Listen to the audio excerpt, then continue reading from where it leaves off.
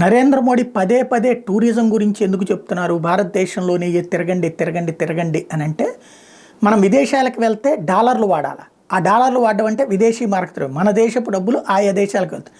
అంతకంటే సుందరమైన ప్రదేశాలు మన దేశంలో ఉన్నాయి. కాకపోతే కొత్త ఒక వింత పాత ఒక రోత, మరొక వైపున పెరటి చెట్టు వైద్యానికి పనికిరాదంటారు కదా. అందుకే విదేశీ టూరిజం మీద మనం ఆసక్తి కనబరుస్తున్నాం. వాస్తవంగా ఎందుకు అంటే ఈ లెక్కల కారణంగానే టాప్ డెస్టినేషన్స్ ఇండియన్ టూరిస్టులు వెళ్తున్నటువంటి దుబాయ్కి 5.89 మిలియన్ల మంది వెళ్తున్నారట.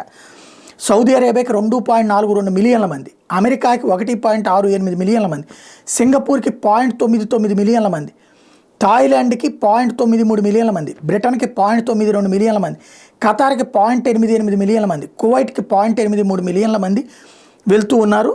Highest number of inbound tourists from India in 2022 ఈ సంఖ్య. ఈ నేపథ్యంలోనే మనం కీలకమైనటువంటి లెక్క చెప్తున్నది నరేంద్ర మోడీ గారు. అయ్యా బాబు, ఇండియాలోనే తిరగంటారా, ఇంత డబ్బులు ఇండియాకు వస్తే ఇండియాలో బోల్డ్ అని ఉపాధి అవకాశాలు పెరుగుతాయి, అట్లాగే మన జీడిపికే ఇదంతా గ్రోత్ వస్తుంది అన్నటువంటిది.